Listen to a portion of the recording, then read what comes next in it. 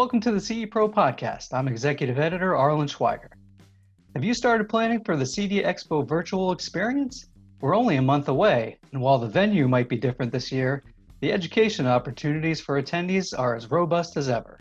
Not sure what to register for? CEDIA instructors join Jason Knott for a sneak peek on this week's episode.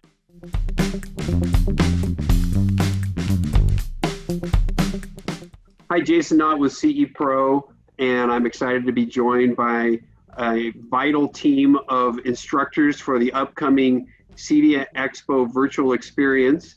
And we know 2020 has thrown everybody a curveball this year. There's no physical CEDIA Expo, but CEDIA is doing the next best thing with a dynamic slate of business and technical sessions that are going to be taking place during the CEDIA Expo Virtual Experience, which happens September 15th through the 17th.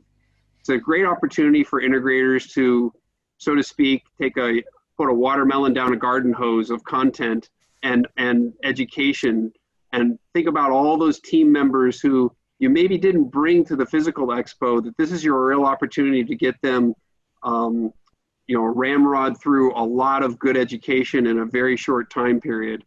So CEDIA has put together 50 plus classes, I believe is the total number, for this upcoming virtual experience, again, which takes place September 15th through the 17th. And then it's going to be actually available for on demand throughout the rest of the year. So if you're able to get your team through those 3 days of sessions, that's great. But guess what? It's going to be available for you able to listen and have your team go through and get educated later. CEDIA also has put it together. Same thing that they did at the physical event. You can get an all-access pass for $199 and attend as many sessions as you want. Also, you can purchase individual sessions too. So we're here today, we're going to talk about some of the key sessions that are coming up. And I'm really excited to be joined by this group. And let me start first with Stephen Reese, Director of Technical Training at CEDIA. Hi, Stephen. Tell us a little bit about yourself, something fun and interesting. Something fun and interesting. So I'm a musician. I grew up playing tenor saxophone, and as it happens, I was actually in both of the audition groups in my high school, both the vocal ensemble for voice as well as the jazz band. So I had fun doing that. Really, really love music. Married and have 4 children. Every day is an adventure. I thought you were going to say that you were auditioned and that band went on to become U2. No. Okay. Darn. That would have been like a close miss right there. Right. All right. Also with us is Samantha Ventura. Samantha's Vice President of Education and Training at CEDIA. Hi, Samantha. Tell us a little bit about yourself. Well, I'm really happy to be here. Thanks for having us. Well, I'm originally from California. I'm like Steve, actually.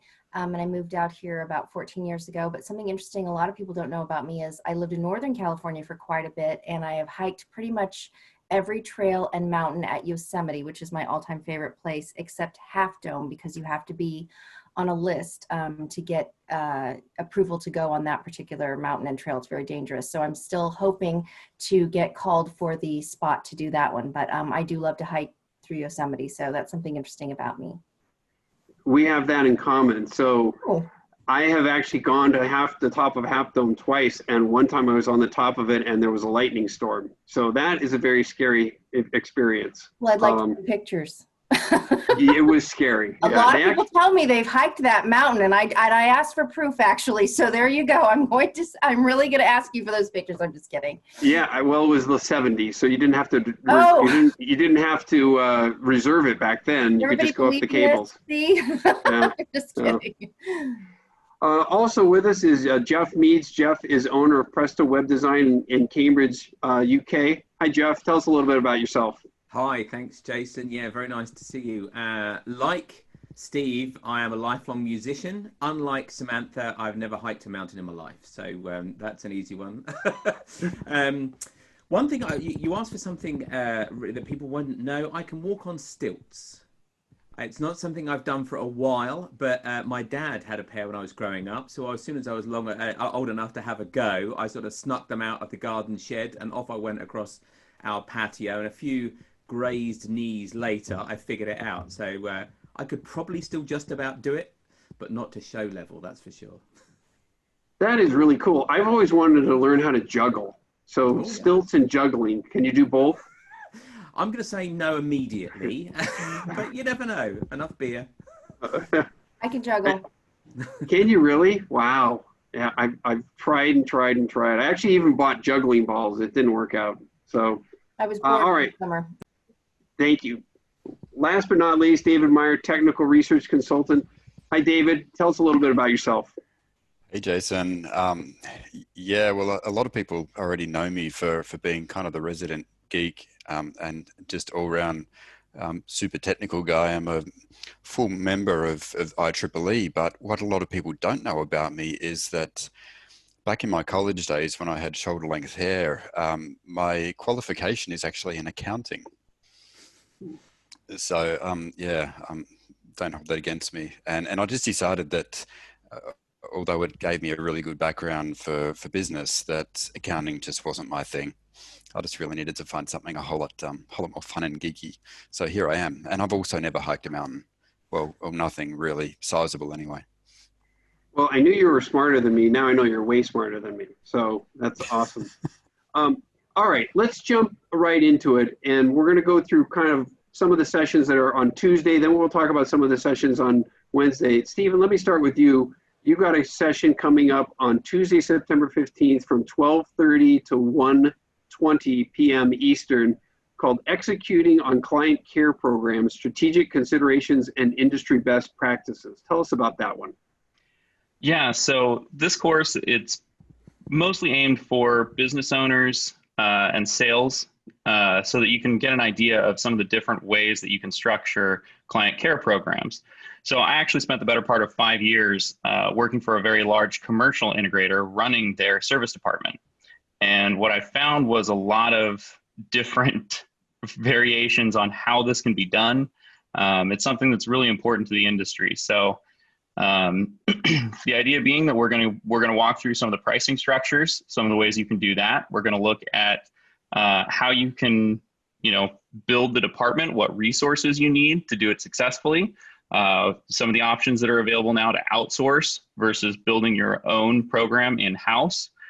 So a lot of those different things that integrators are, challenged with today when it comes to how do we service a project once it's actually complete.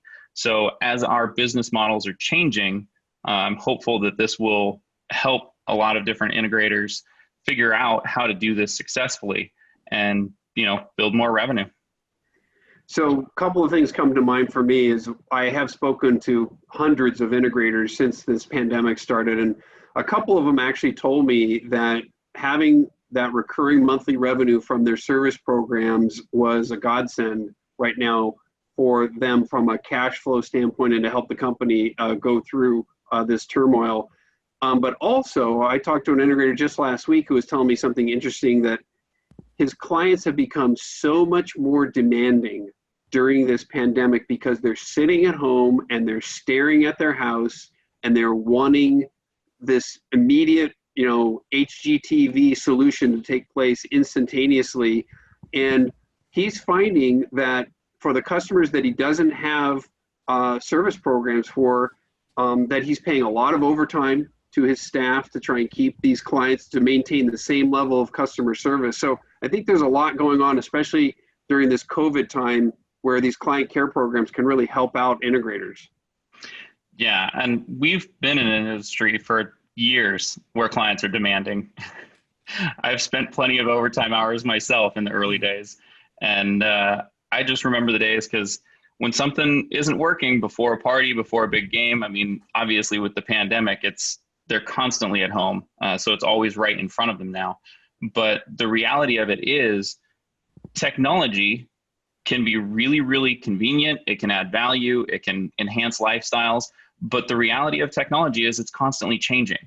And now that so many different things are connected, people want to connect to their virtual assistants. Well, that's an outside system. That's a software platform that's going to get updated regardless of what you are putting in as far as a hardware devices and things like that. And so when they make an update, they can break a working system. We've seen this with Apple. We've seen it with Google. We've seen it with Alexa, right? So these things need to be managed and expectations need to be set that as technology evolves and as these things change, you're going to have to, as a client, pay for that expertise and those services in an ongoing manner to make sure the experience stays the same. So when it comes to building these client care programs, they can be a huge benefit and a huge value because you set expectations up front. For a very long time, I think our industry is sort of coming around the corner, I'll say, as far as setting these expectations and doing a good job of it. For a long time, a lot of integrators were really good at customer service, but they weren't good at getting paid what they deserved for it, if I'm being perfectly honest. And so they'd go back on job sites and they'd fix problems that really should have been covered under a client care program or should have been a service charge. And so now that the industry is being forced to get smarter about this, client care programs can help set those expectations so that you don't have to battle with your clients about getting paid for your expertise and your time. It's already set that expectation, and it can be a source of ongoing income for the company. Yeah, and I found once integrators get a taste of that recurring revenue, then they open their eyes to security and some of the other potential recurring monthly revenue earning categories. So let's move on. Samantha, let me turn to you because this is a session that you're doing with Stephen that is taking place on Tuesday, September 15th from 6 o'clock p.m. to 6:50 p.m. Eastern, called Find, Hire, and Keep Your Next Rock Star. So you're moderating and Stephen's one of the panelists. Tell us a little bit about that panel. Well, this was a really successful one last year, and so we've kind of grown from that one. And it kind of goes into all of what we're probably going to talk about in terms of all the classes we will focus on this year at Expo. But really, it is about that idea of how do you kind of flip the script on years ago idea of bringing technicians in, bringing people into the fold of your organization. And if they don't necessarily work out, you know, we can kind of find another one. We try to flip the script on that and instead say, please invest in your employees. Professional development can be profitable, should be profitable for you if you look at it the right way. So we talk about, it's not just going out, finding great technicians and then leaving them. It's finding these great technicians, hiring them correctly, making sure they're a good fit, investing in their professional development, supporting them throughout the process so that you don't always feel that they're looking for the next best thing. So we talk about this, all of these things on the panel, and I really, really make sure that, you know, people walk away with the idea of turnover is expensive, retention is important. At CEDIA, we try to push the envelope on the knowledge for the business owner, that it isn't just enough to come in from the technical side of things. You can be a rock star on the technical side, but if you're a leader who is not supporting your employees and the overall health of your business, you will potentially suffer, and that'll hit your bottom line. So I love this particular panel. I'm super excited about it. Steve's on it, Janine Gaskins, Amanda Wildman, Joe Whitaker, and I'm probably missing one other person that we might be putting on the panel, but it's going to be a great time. Yeah, you know, this building those career paths within a company, I find a lot of integrators just don't do it. And it's important for them to do it. And one other thing, it might be interesting, I'm sure will come up in the panel, is during a situation like we're going through right now with COVID, where a lot of integrators are very busy. Most of the integrators that I speak to are just off the wall busy, but some of them aren't. This is a good time to actually attract and find top talent that might be out there. So I think that's a good, you know, kind of twist on building those career paths. There could be some really talented people out there that could be acquired during this time frame.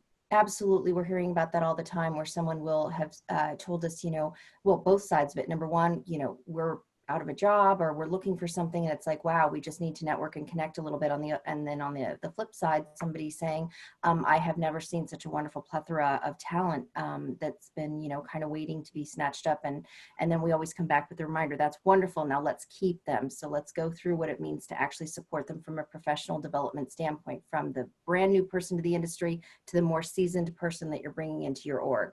So yeah, absolutely. Yeah. And it sounds like you have a great group. All right, let's keep moving.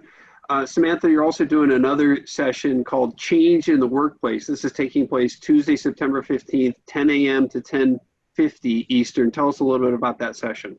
Yes, this is one that I absolutely love because there are very few people in this world that absolutely love and embrace change. And in this time right now, I know it's overused when you start to talk about needing to pivot and being flexible with change, but it is truly more than ever before. I've recognized that right now change is inevitable for everybody, and how they react to it is going to be paramount to their own personal and professional success, whether you're a business owner or not. This one is geared towards a business owner, and I've really tailored it this year for what's going on.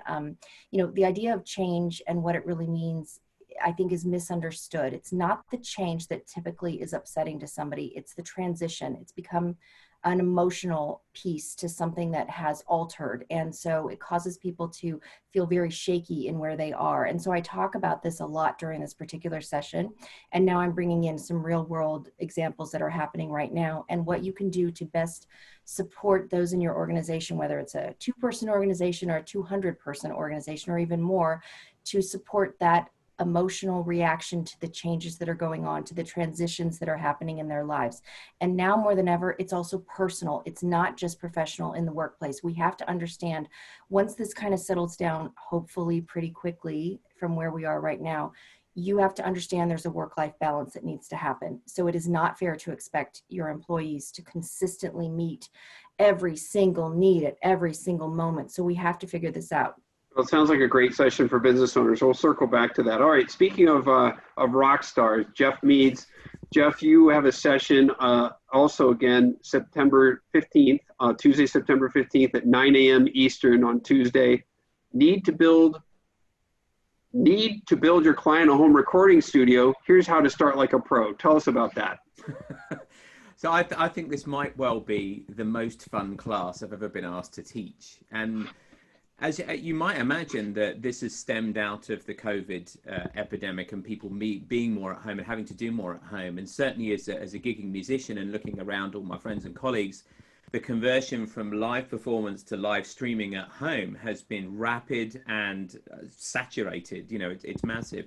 But actually, this goes back to all the way back to the call for presenters at the beginning of the Expo education process this year, in that, as I understand it, there were lots of people, integrators, saying, look, you know, my client has said, look, you've built a cinema, done the home automation stuff, surely we can tack on a recording space, because I like to play guitar, or there may be a professional musician, but there may well just be an enthusiastic amateur, I suspect, with a lot of these people.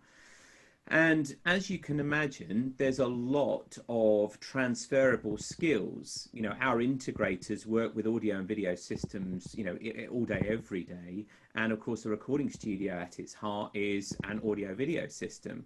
And there are a lot of transferable skills in things like networking, of course, is just as important. But acoustics, obviously, straight away, loudspeakers and placing loudspeakers in rooms, those kind of things. But actually, fundamentally, a recording space is a very, very different place to an entertainment space. And the way I guess I talk about that most is that in entertainment spaces, we're all about conveying as closely as possible what the director's intention was, both in terms of sound and picture. That is a recreative experience. You know, we want to make things perform evenly, properly, colors be true on screen, sounds be true in terms of frequency and dynamic and so on. There is none of that to start with in a recording space. You have to be the creator. So it's a creative space and not a recreative space. So technically that puts a whole set of different challenges on the person trying to design that space. Also acoustically, whereas we're used to things like reverberation time and background noise, the things that we aim for in an entertainment space are not the things we always aim for in a creative space. So we're going to use some of that same knowledge, but the application of what we're going to do with that is going to be different. We're also going to begin by actually looking at the process, taking a process of someone sitting down with a guitar or piano or keyboard or whatever it is, their instrument, or a vocalist, taking them from that to a release, and what they would need to have around about them in terms of their space and equipment to make that happen. Now, when I started back in the late 80s, early 90s in recording, you know, that was a big reel-to-reel tape deck and huge mixing desk as long as a car and all those kind of great things. And yeah, of course, you can still do that. But in truth, if you've got a couple of $100 and a rucksack and a laptop, you have a recording studio these days. And it can be done very small scale to Grammy award winning level. Billie Eilish's album, for example, was famously recorded in her brother's bedroom. And look what happened to that. So we're going to look at the process, starting from a very basic setup all the way to, if you want to build something, multi-million-dollar space for recording, looking at those things as well. There will, of course, be some terminology lessons in there. We're going to introduce into some new words and phrases. Some of the things you may have heard on the periphery, but don't really understand quite what they mean. We're going to dive into some of those as well. So expect to see pictures of fabulous recording studios, a lot of pictures of interesting equipment. And I'll just throw one other gem in about this subject. In what we do, in particular, I'm looking at David as it is on my screen right now. In what he looks at is the very cutting edge of everything that's now and coming. One of the wonderful things about recording is that actually some of the most prized pieces of technology are those things that have been around for decades. For example, I can go out and buy a Neumann microphone now for $1,000, but if I have that same model, but it was produced in the late 60s, that's probably going to cost me 10 times that amount of money. So we've got a whole nother look at not just embracing what's happening, but actually in recording spaces, we really embrace and value the stuff that we've had for a long time. It's been around for a long time and has made all of those wonderful records that are so near to our heart. So I am so looking forward to this particular session. It's one I'm really, really pleased I was asked to put together.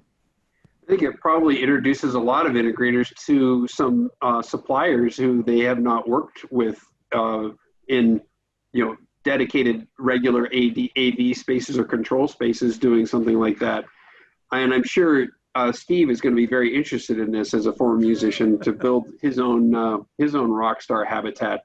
So while I've got you, Jeff is also one of the talented members of the Pro AllStar Band, and they're going to be performing during the virtual experience. Tell us a little bit about what you guys might have on tap for us, Jeff. Well, without giving away too many surprises, those of you who at the expo last year will have seen, I think it was on the Thursday afternoon, right in the middle of the show floor, the exhibition very kindly put on a full-on stage for us. We remotely got together from all over the planet beforehand and worked on a set list. We did about an hour's performance. We had literally one rehearsal for about 2 hours in a small and very sweaty rehearsal studio, which is exactly what you expect with these things, by the way. And we had such a great time. And of course, the plan was to revisit that had the expo been carrying out as normal. So we are working on a project to present some songs. The whole band, the band is back together, as the famous saying goes, back from the Blues Brothers. And we've got the wonderful talents of Jeff Gardner, longtime CEDIA instructor and employee, working on a lot of the tech for us. So I think what we're putting together, I'm certainly going to be desperately proud of it, and I think everybody's really going to enjoy it. Yeah, I'm excited to see you guys pull together also. So, all right, that sounds fascinating. Let's keep moving on. David, the technical guy, as we've already we've known, and I'm looking at your list of sessions here, and let's start with the first one, which sounds like a 1970s movie with David Carradine a little bit. Deathmatch, video transport technologies. Is David Carradine going to be in that? This is Tuesday, September 15th from 4 p.m. to 4:50 p.m. Eastern. Tell us about that session. Yeah, I think there's a safety element to having us all virtual in this, huh? So yeah, this is the first that I'm up. It's later in the day for you over there, but anyone who doesn't know me and hears my funny accent, I live in the future.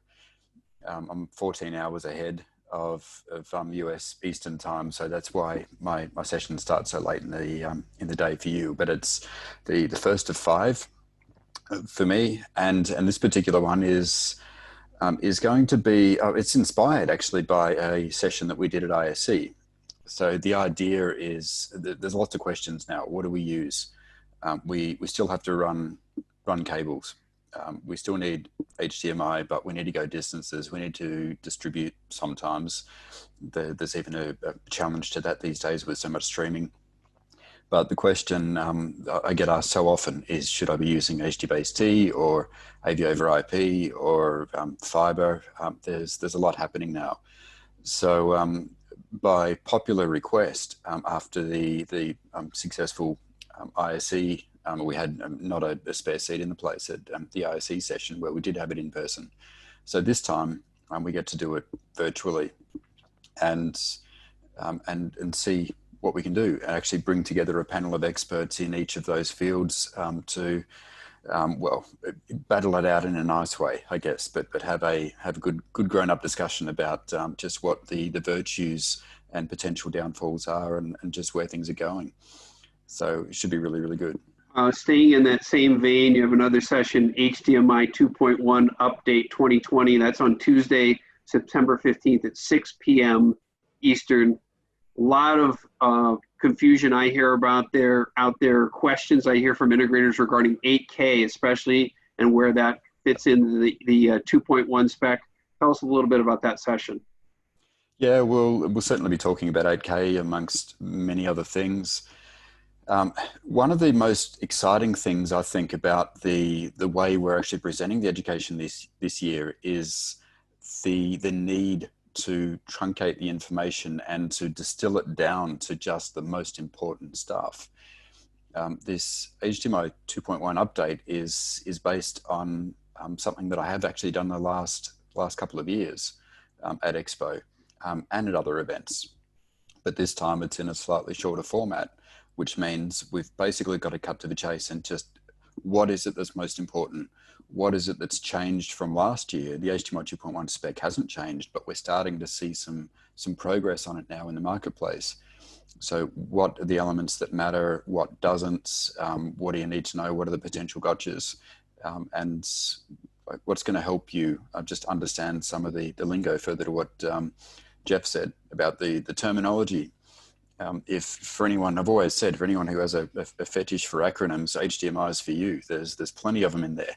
And 2.1 adds a whole bunch more. So we'll be talking through some of those and what they mean, what's important, what's not important. So it's a good session. I'm really looking forward to it. We're starting to see 8K receivers come out now, and I'm getting questions from integrators regarding, should they be running the 2.1 directly from the display and bypassing the receiver, or how vital is it to have the receiver in this topology? So there's so many questions regarding 2.1. So that sounds like a really good session. All right, another one on tap. It's important.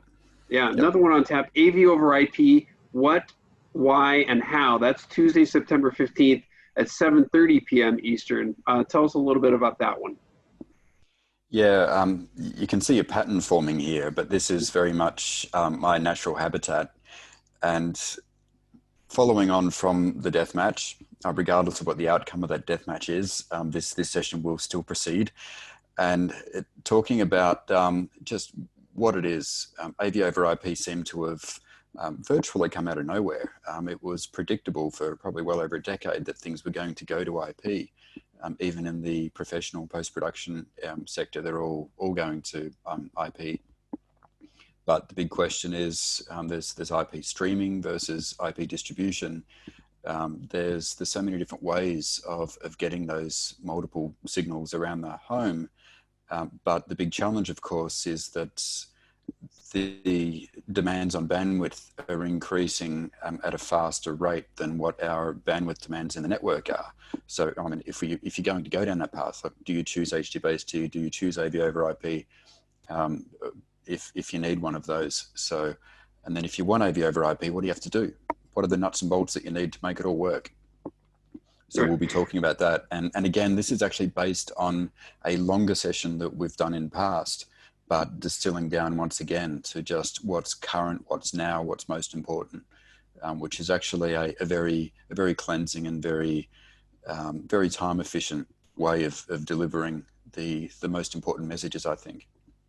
And then when you dig down to that next layer in AV over IP, you've got questions about the platform, Dante versus AVB, and different choices there that integrators are going to have to make on their systems. So that sounds like a very informative one.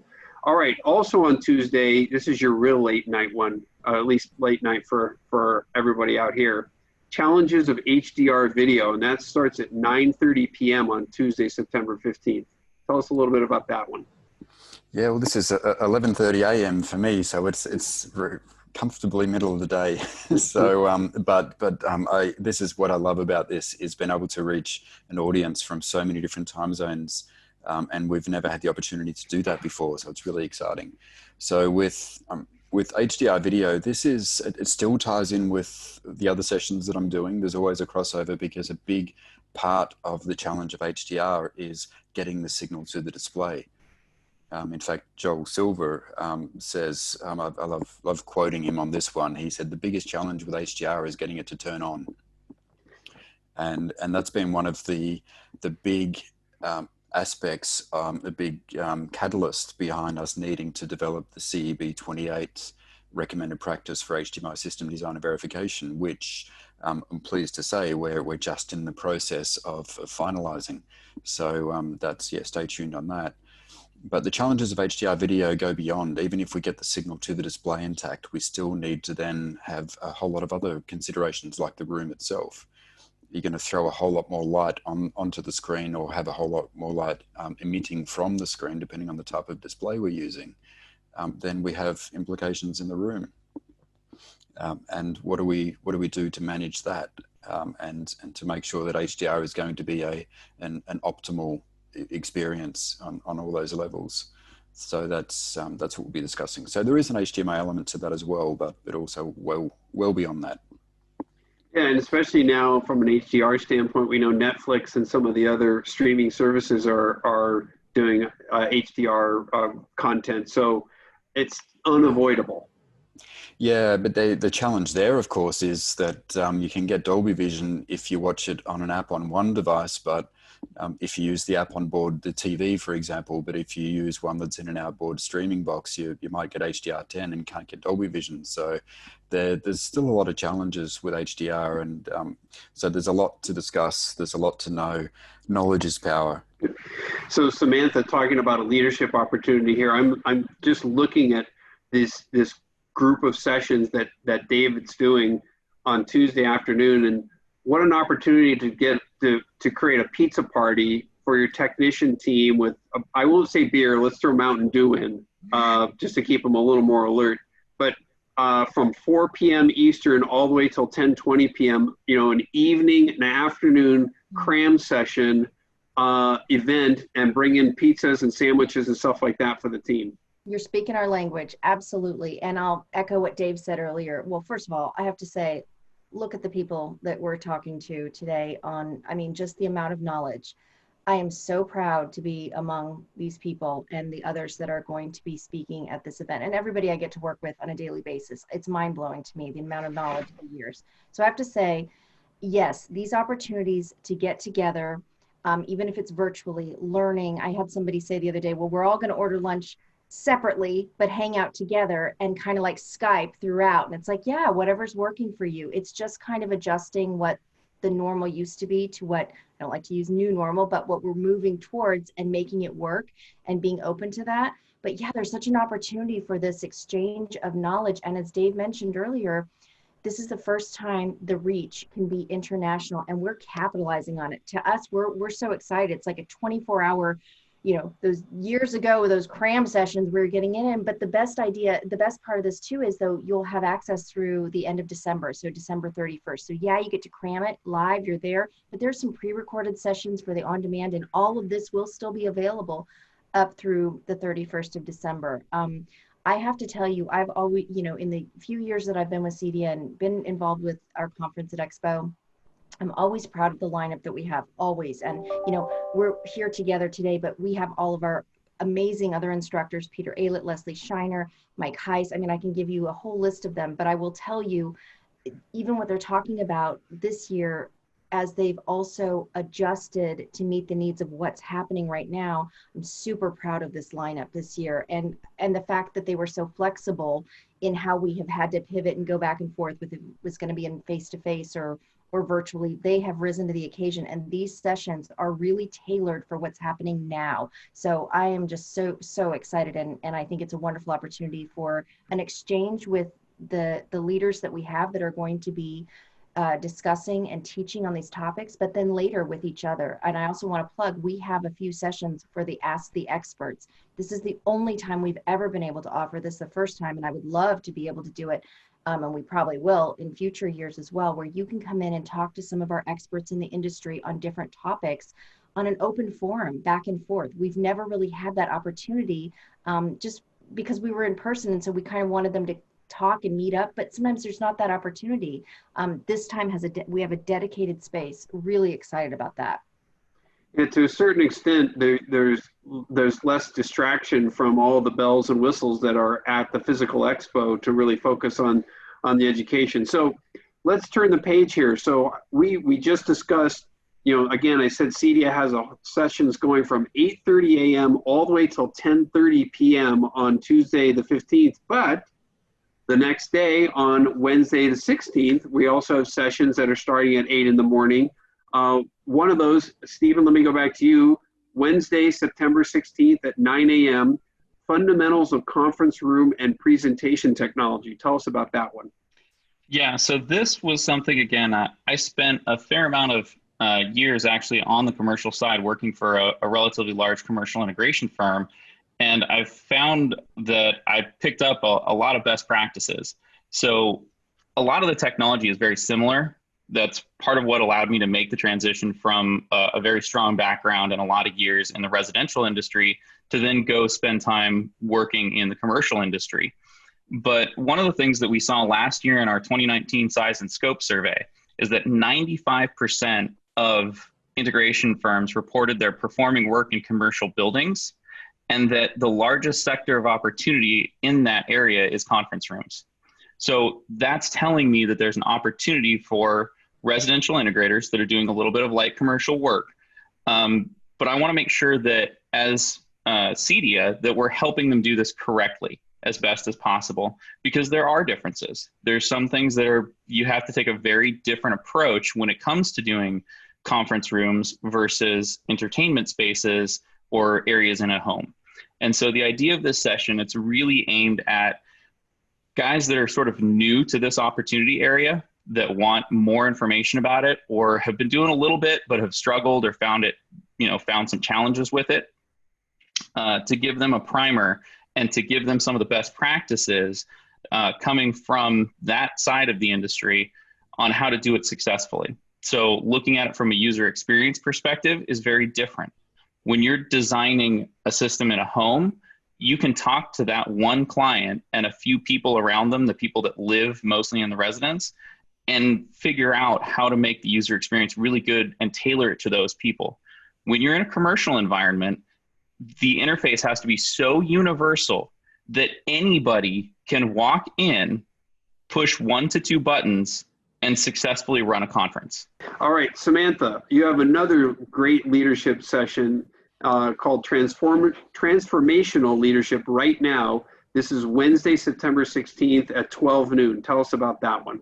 Yeah, this is an all-time favorite for me. I love this one, and leadership is near and dear to my heart, and what I ended up studying later on as my last adventure into learning, I would say, that was official in terms of the book studying. But I have to say this session is so important right now, as we just mentioned, all of this as we're looking at what happens within organizations and what's happening personally and professionally. A good leader can kind of zoom out a little bit and see where things are heading and make some good decisions with what they have to make it even a little bit less stressful for the people working within their organizations and for themselves. And so we talk about a lot about what it means to be a transformational leader. But this is probably the first time, and I said this on a webinar the other day, that I actually then focus a lot on what it means to be a transactional leader as well. So right now, having the ability to say, transactional, here's your list of things I need us to accomplish to keep us healthy financially, to keep us meeting our goals, and check those boxes off. And then the transformational that meets into it, what am I doing to make sure my employees still feel very engaged? What can I do to mitigate some of the issues coming up? Within reason. I mean, sometimes at the end of the day, there are just things that you really can't combat, but still being willing to have those conversations. So it's really, really all again about right now and the challenges that people are experiencing, but also how you can keep your employees engaged virtually. And it's not just about then meeting sometimes on Zoom and talking through things. It's also about taking the time to really discuss with them personally what their potential needs are, what are the needs of the people that are working under them, and what you can do to help, again, mitigate some of the issues that are coming up. So we kind of take a look at where you are as a leader, what your specific skill set is as a leader, and then really, most importantly, how you recognize within your own employees the gifts, talents, challenges, interests that your own employees have, so you can always place them in the right positions and then support them effectively with resources or whatever, even just your time, your knowledge, to make them the most successful that they can be. Delegation is important, but recognizing what that really means is important, is even more important than that. And so we talk about all those kinds of things. And again, anyone that sat in on this session for me last year or the year before, this particular one takes it to much more of the next level, what's happening right now, and how to kind of adjust your leadership a little bit to meet the needs of now so that it can be even more successful later on. I love this session. It's a difficult balance to be consistent, but also be a chameleon with the individual aspects of each of your people, because you have to balance. You can't be inconsistent, but you have to also balance the different personalities. So that sounds like a great one. All right, last but not least, David, on Wednesday, September 16th at 8 a.m., you have another technical session, HDBaset, New Solutions and Recommended Practices. Tell us a little bit about that. Yeah, this one is it's a great way to finish the set, I must say. I've been working with HDBaset for so long now, teaching about it for the best part of a decade, and for the last number of years, must be at least 4 years, been teaching a 3-hour absolute beast of a course at Expo, and that's one that we developed in conjunction with the HDBaset Alliance. It's a complete headspin of a class, though. So I've often cautioned people that you may be bumping into walls when you leave at the end of it, because it's a bit of a journey. But again, this format was really exciting to need to distill that down to under an hour, and that completely changes the scope of it. So what we're doing this year is just saying, okay, what's new? What's happening with HDBaset? What are they doing to address 18 gig? What are they doing to address the needs of HDR? And what's happening? And of course there's competition, because we mentioned AV over IP already. So this session is just going to focus on those things, like what are the key takeaways. So again, it's a super efficient use of time to sit on that and just hear about what the relevance is. Some people are thinking that HDBaset have just run out of bandwidth, but I'll be saying no, no, they haven't, and we'll discuss why, and just what you need to be doing. What cables do you need to be pulling now? We need to always be looking for upgrade path. That dreaded term future-proof that I so desperately avoid, that I've long joked, it means that it should last at least until Christmas. But it's what do we need to do, and that's what this session is going to do. So I think anyone who's worked with HDBaset, this is one of those must attend kind of sessions. So recognizing those trends that are coming down the pike also are really important, and I think people are going to get those nuggets just through those conversations and listening into these sessions, thinking, okay, this is something I need to focus on and exciting for me to focus on, and I never thought about it that way before. And I get really, really excited about these topics because I just think we can do so much with them in so many different ways. It can help your bottom line, but it also can help push you within the industry to consistently want to make yourself better, know more, be that thought leader, have that knowledge, whether you're using it right now or not, just having it and knowing that it's super important. As you strengthen yourself and you strengthen the knowledge within the industry, we all just continue to get stronger. So I'm really, really excited about, I'm just really excited about this event this time, especially. That was a great wrap up, Samantha. And speaking of wrap up, I think we should wrap this up. And I want to just thank Samantha and Stephen and David and Jeff for joining me today. Reminder, the registration opens for CEDIA Expo Virtual Experience, and it's going to be www.cediaexpovirtual.com. Registration opens in August, and the content, obviously the educational content we're talking about here, but there's also going to be a lot of suppliers there, and in their individual booths, they're going to have their own specific training. There's also going to be manufacturer training that takes place. And again, as Samantha mentioned, all of this content is going to be available on demand as a download through December 31st, 2020. So thank you again for joining me today, and I appreciate the time, and have a great day, everybody.